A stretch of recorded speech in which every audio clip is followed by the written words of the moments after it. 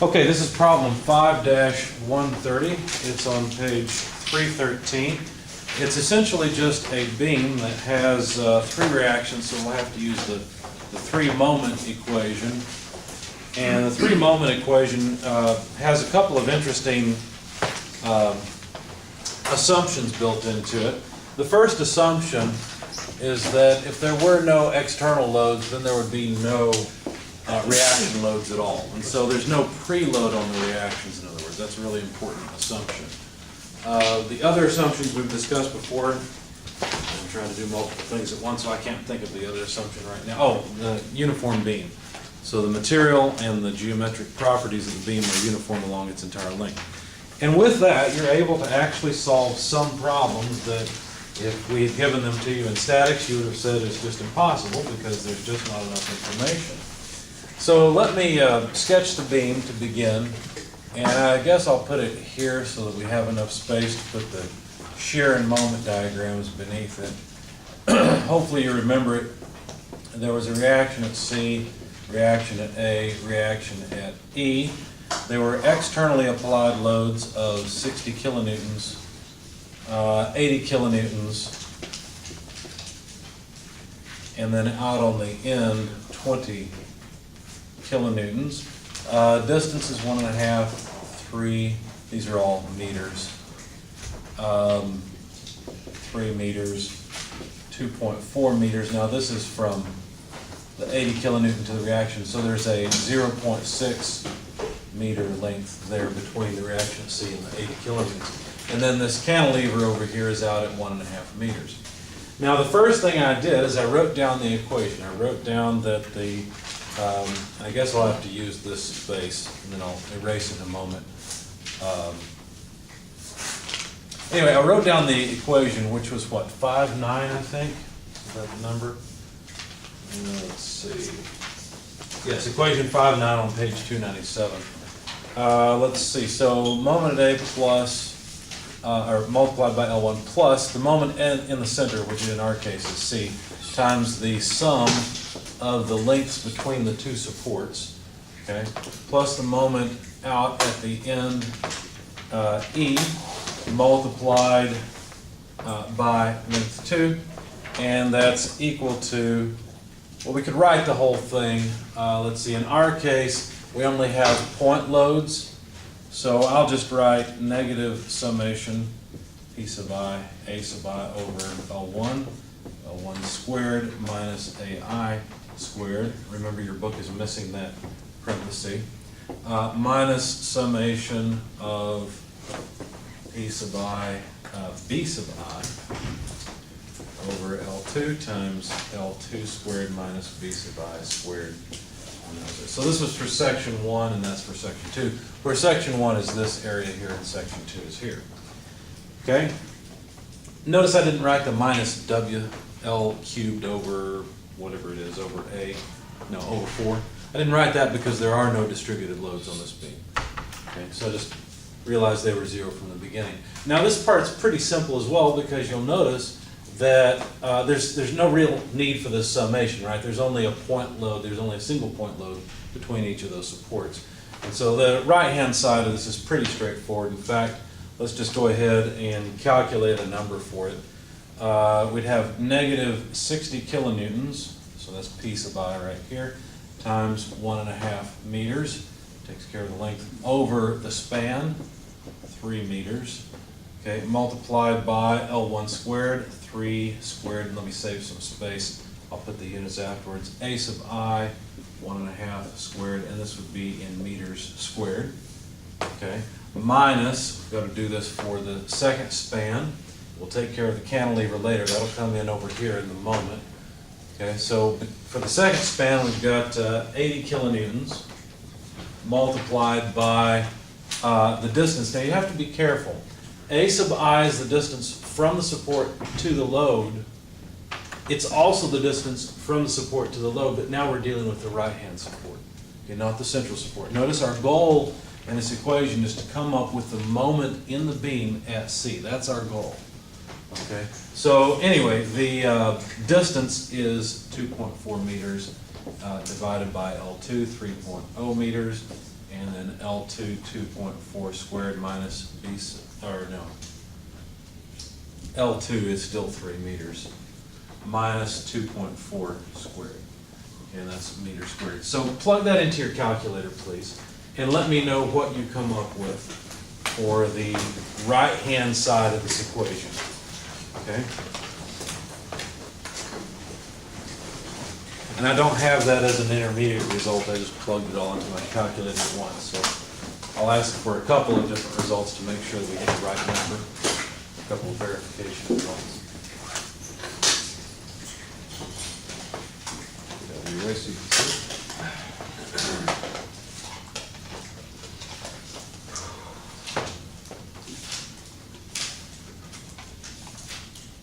If you're watching the video, you should take this time to calculate it yourself as well.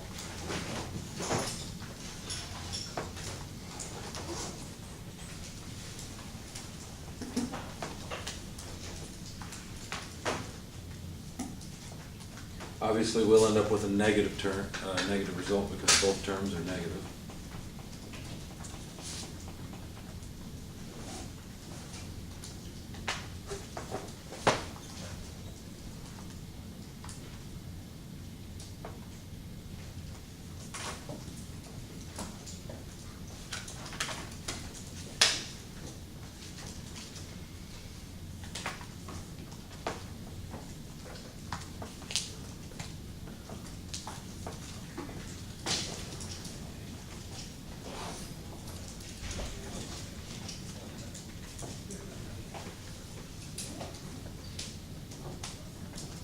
Anyone have a number yet? Negative 4.86. Negative 4.86, okay, thank you. Now the units would be kilonewtons meters squared. Anyone second that or have another number?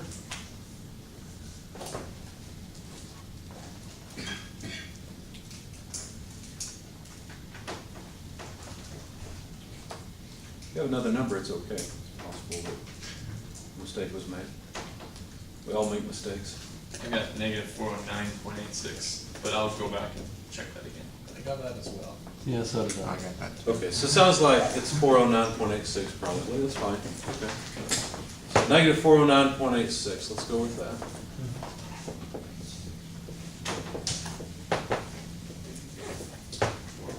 Okay.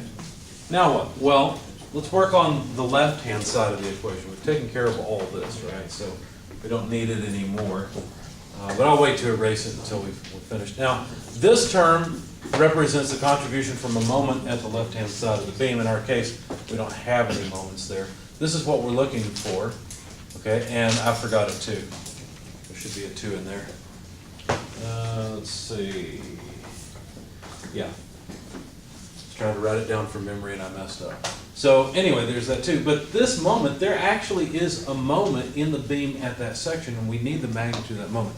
And remember I said that in my opinion, the sign convention in the book is a little bit confusing or messed up and different from what we're used to. Okay, the sign convention I gave you is correct and it will work just fine. But I'll show you where I made a mistake along the way.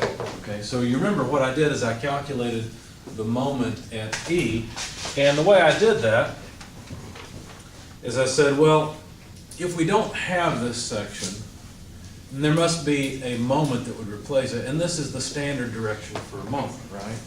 If we're, let me think, we're cutting the right-hand side, so the moment would be, yeah, that's correct. That's right, if I'm thinking right. Yeah, because it should be up. So there's the moment, but we know that the way the force is acting, the actual moment acting on the beam is going to be in the opposite direction. And so I just wrote that it was a negative 1.5 meters times 20 kilonewtons. And so I just wrote it down as a negative 30 kilonewton meters. And that was fine. There's nothing wrong with that. That was correct. Then I went and I said, okay, now let's sum moments on the left-hand side, okay? And from that, I should be able to calculate RA. I did that, and I came up with a reaction of 21.115 kilonewtons. There was nothing wrong with that as well. For the sake of the video, I'm going to go through and do this again real quick, okay? because I don't have the other video. So let's just do that quickly. We don't need this mess anymore, but we do need the results. So let me just copy the result down. This is negative 409.86 kilonewtons meters squared, okay? So let me work on the free body diagram on the left-hand side. We'll repeat this quickly. So here's RA, here's the 60 kilonewtons. And since we're going to sum moments about C, it doesn't matter what the reaction is at C since that's an unknown. What does matter is the fact that we have a moment at C. I'll go ahead and draw the reaction at C since I've got it all as a free body. And so summing moments about C, we get, or you should get 0. We'll take counterclockwise to be negative, or to positive, excuse me. So we're summing moments about this point. Well, that means that we'll have the moment at C, because that's going to be a positive moment, okay, plus the 60 kilonewtons multiplied by the moment arm distance, which is 1.5 meters. Okay, and then RA is going to give us a negative moment, so minus RA times 3 meters. And from solving this, of course, MC is negative 30 kilonewton meters, and that's the way I plugged it in. So in solving this, you find that the reaction today is 21.115, and that's fine. All of that's correct. And then I went over and I said, let's do the same thing for the right-hand side, and I took a free body like this. I said, here's RC, here's, let's see, the 80 kilonewtons. I'm moving it over because it really is moved over. There's the reaction at E, which is what I'm going for, right? I don't know the reaction at C yet. I'm going for this reaction, so I'm going to sum moments about C again, realizing that there would have to be an equal and opposite moment at C. Okay. Wait a second. What am I doing? Yeah. No, wait a second. What did I do here? I'm trying to go too fast. So I plugged in the moment at E for the moment at C, and that doesn't make any sense. Yeah. That's not right. Let's see. Oh, I know. I had already solved it. I'm going the wrong way. I'm sorry, I'm trying to go too fast. I plugged that in here. Now the only unknown is MC, and that's what allowed me to solve for MC. Okay? So to make sure that this is clear, let's actually do it. L1 plus L2 would just be 6 meters, right? So in your calculators, this is going to be 3 meters. Go ahead and plug in a negative 30 times 3, okay?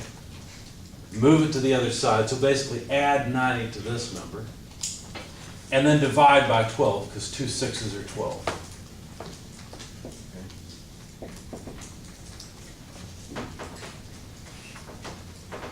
41.655.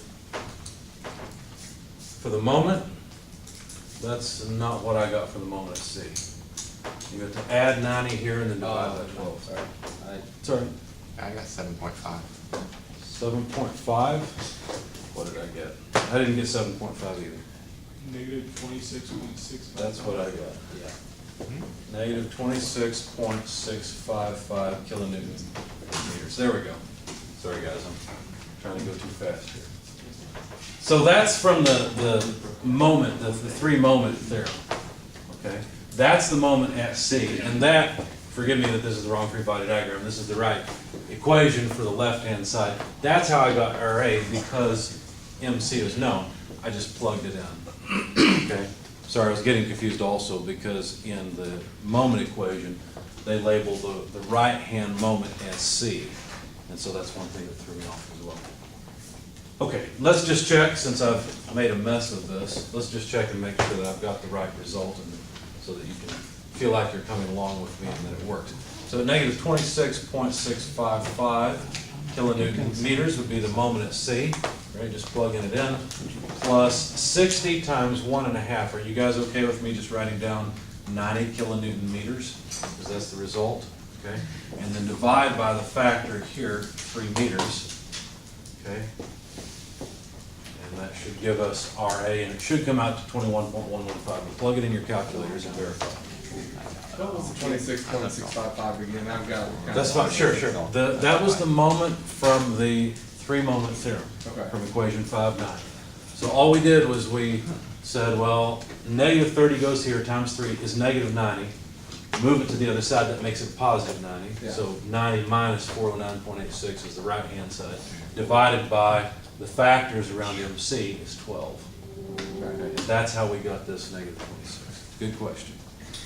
All right, so did this work? Did we get, all right, okay, good. Is everyone with me now? Any questions? Now, finally, let's get back to the point where we were a moment ago. Now that we've actually got MC, now let's sum moments about C again, taking this direction positive, but now we're dealing with this right-hand free body, okay? Now, there is a moment at E. We've already calculated its magnitude, so let's draw that on the free body diagram. And then, this is where we were. This is where things started to go badly. So we had the, since counterclockwise is positive, we had negative MC, because notice, if it's in this direction, then it's a negative moment, right? According to our sign convention here, summing about C.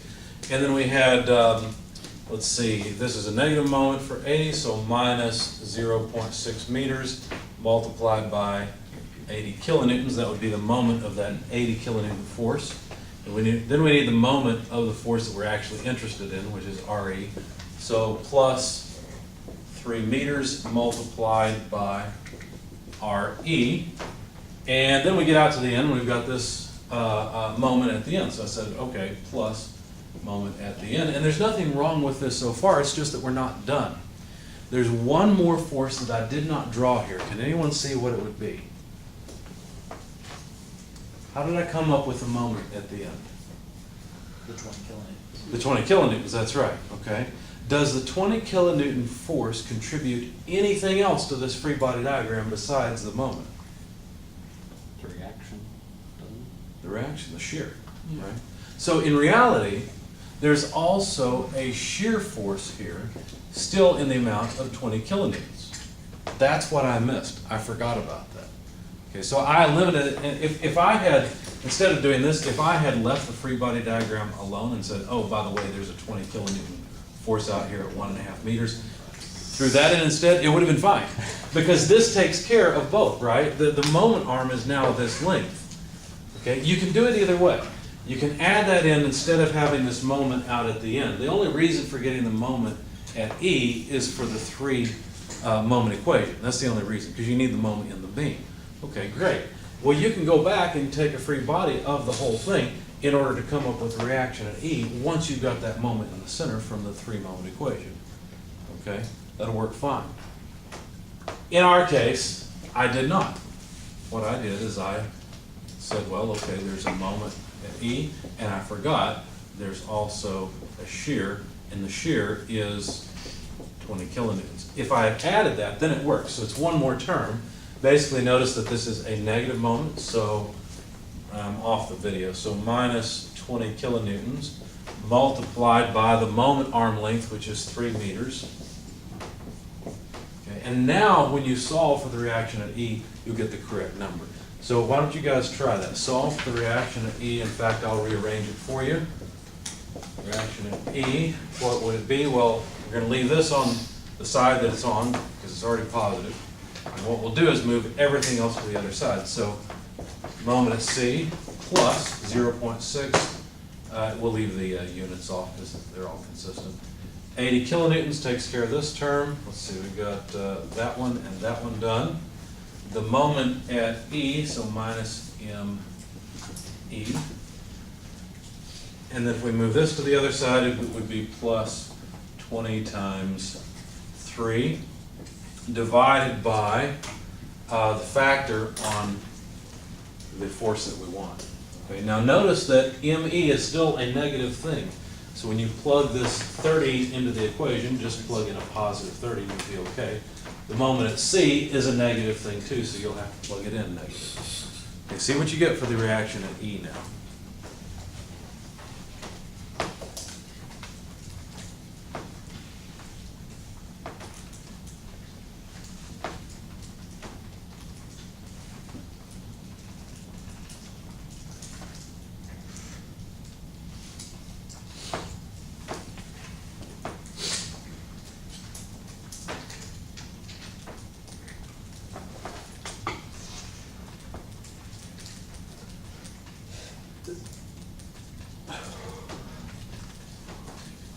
questions? I know my writing can be difficult to read, especially when I'm in a rush.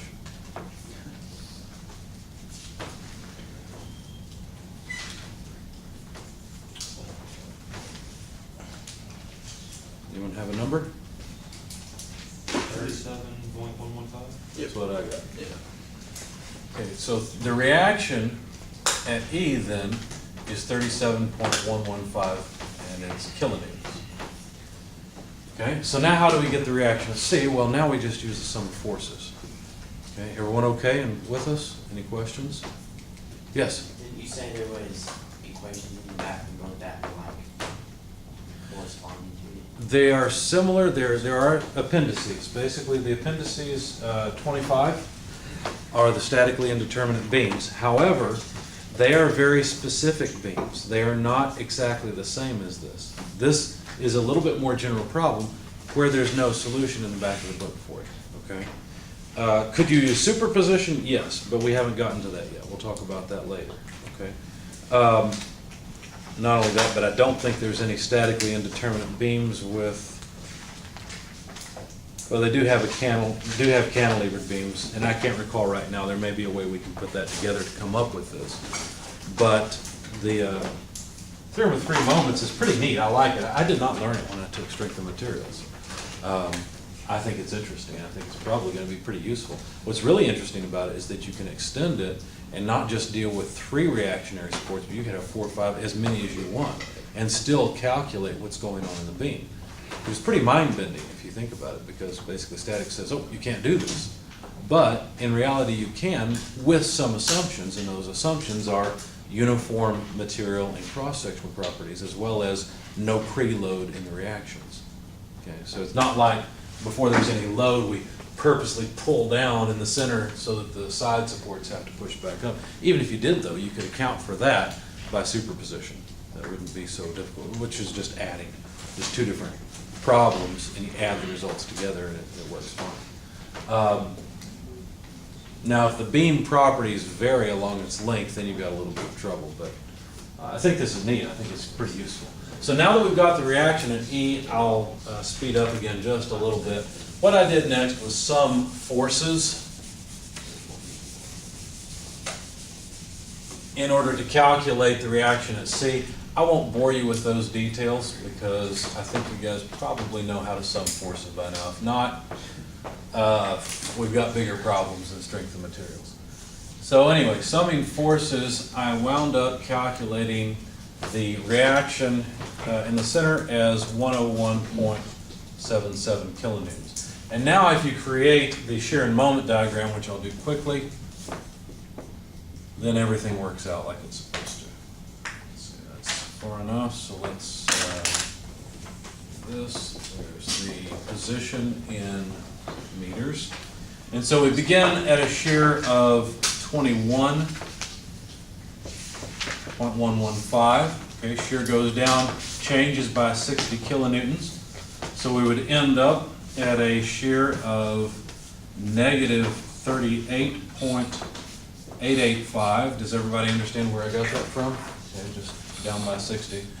And then go over to the next reaction and come up by 101.77. So basically take 101.77, subtract off 38.885. And you would find that the magnitude of the shear there is 62. Let's see, let me make this match my diagram. There we go. It's 62.885. Okay, and then there's an 80 kilonewton load, which will take us back below the axis. So 62.885 less 80 comes out to negative 17.115. Now that shear is constant until we get to this point where there's another reaction. And so negative 17.115 plus 37.115 goes to 20, which is a good thing because there's a load out at the end of the beam of 20 kilonewtons. So there's the appropriate shear diagram. Okay, we had something almost like that last time. We just had trouble out here. I think, in fact, we had all of this. It was just over here we were having trouble. Or I was having trouble. The moment, kilonewton meters are the units. The moment diagram is just the integral of the area, and it's pretty straightforward, but I want to finish off the problem, so we'll go through it. On the left-hand side of the beam, there is no moment, right? So begin at a moment of 0, and then add up this area. So you tell me, how would I calculate this area? 21.115 times 1.5. So it's this height times this distance. When you do that, you end up with a moment in the amount of 31.67. I'm going to round it off in the interest of time. Then calculate this area. That's 1.5 meters multiplied by the height. So that brings us down to 26, or negative 26.655. Does that sound familiar? It should. That's the moment in the center at C that we calculated from the 3-moment equation. Okay, and then this area, 62.85, multiplied by 0.6 meters worth, brings you up, or changes it by whatever that area is, but you end up at 11.076. And then this area is sort of the magic area that takes care of all the change at the end. Okay, so it better be nice and round, right? If we're going to have 1.5 meters times 20 kilonewtons, well, that's 30 kilonewton meters of area that we'll have to end up with. So anyway, this area brings us down to a negative 30, which is fortunate because then this area is a positive 30 and brings us back up to 0.